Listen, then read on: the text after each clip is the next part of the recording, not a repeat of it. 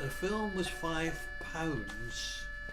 for 4 minutes screen time. It's 100 feet of film, provided you don't waste any. I always had at least 4 reels of film. I had £20 worth of film, which was a fortnight's wages.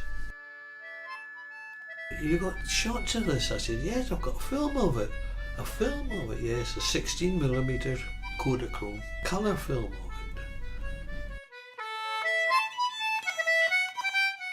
I was terribly impressed that the first time I'd been in Ireland, first time I'd been to Dublin, first time I'd been to a store in Dublin, a big store in Dublin, where all the wee lassies and all the customers, the place was packed, and they're all saying De Angelis. That was Cleary's. Yeah, Cleary's. Is it still there? That was my first, and I was so impressed with it. God, these people are lovely, you know.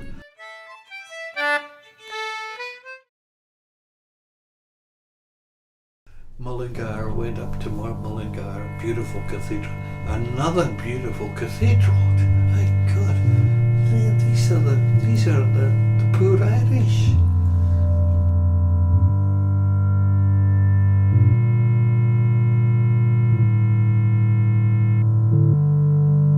They used to have a lot of religious discussions as well, you know, whether there was a hell or whether there was a heaven, you know. Irish had a lovely life and death were all part of the one thing. Yeah, exactly.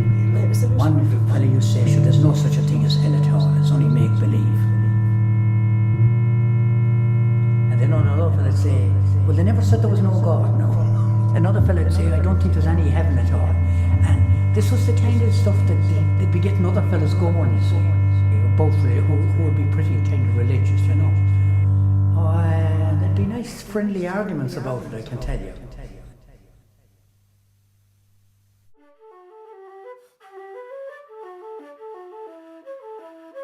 Peter, one of my mother's brothers, and the family all stayed with Granny and Grandad. You know, this is how it happened there. One member of the family, instead of going away abroad to work, stayed there, got married and had a family, and they had 5 children. And Peter ran the farm as Granny and Grandad were getting older, and then the children came along, and it was Paddy Wynn's wife that delivered them all these 5 kids. And Margaret, they were just absolutely lovely. And of course, when I used to go as a younger girl, or you know, a teenager, they thought this was, and I love children, I loved them so much, and we just had this great rapport. And then, of course, when I was getting engaged, when I met her, and I wrote and told them, you know, we're coming over, and of course everything was scrubs, you know, perfection, and they made such a fuss. Made a good impression. We arrived, and you know, they didn't have an awful lot in material things, but the love in that family, I mean, it overpowers you, you know, you couldn't put a price on it, and you never thought that you were, I mean, I don't even know what it was. They didn't have a lot of material things at all, or even a lot to eat. You know, it was basic farm food, you know, potatoes, vegetables, bacon, a big cut of bacon and whatever. But you didn't think, here's all my fine food that I used to enjoy.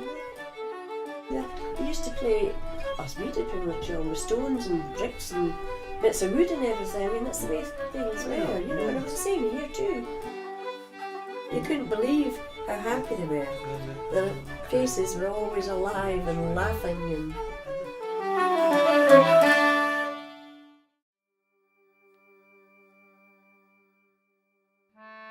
You know, there was this rapport that everybody knew their job and knew how to take a horse down the lane and into another field and then get a plough, or in some cases it was just a bigger lorry, a different lorry.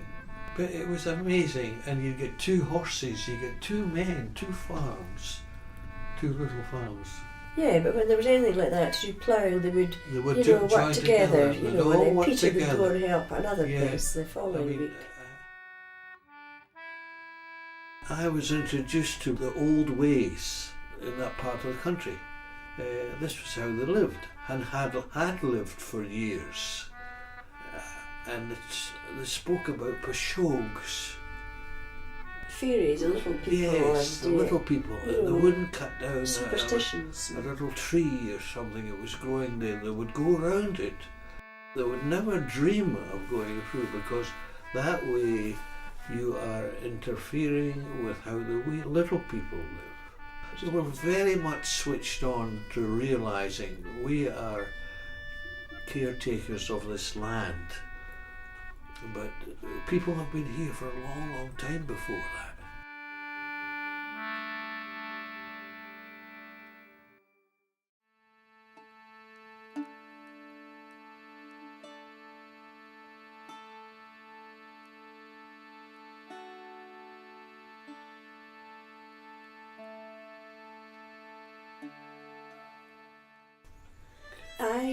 There used to be a dance hall in Edinburgh called the Plaza, and I think everyone went there, well, to dance, but also hoping to meet someone nice.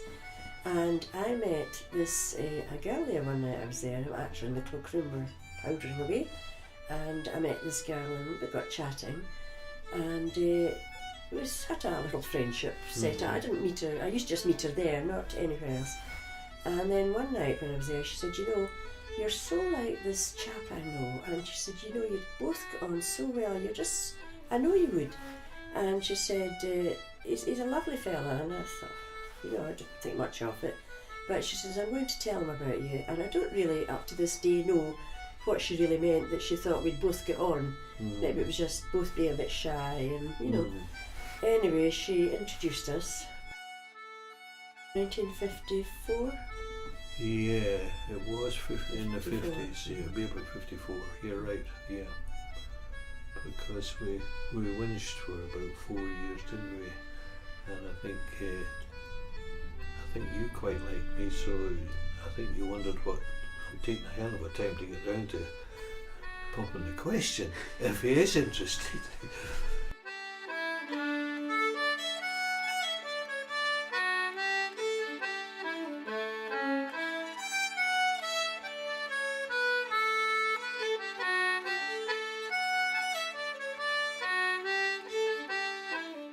Well, I was absolutely crazy about Ireland, about Down. From the first time I went, I just fell in love with it, with the way of life, with my family over there, and I just thought it was absolutely wonderful, and I really do thank God every day that I had that wonderful teenage time there, And then when we started going around, I think I started doing some book work for you at one point.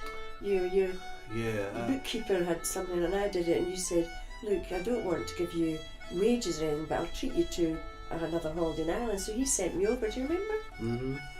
And I went over, and then shortly after coming back, I think we got engaged quite soon. Mm-hmm. And I was always speaking about Ireland to you, and you said, "You'd love it, I'm sure you would love it." You would, because I knew his temperament and the way he was, and he would just fit in so well, So that's how it happened. So he said, "Yeah, I'd love to go there."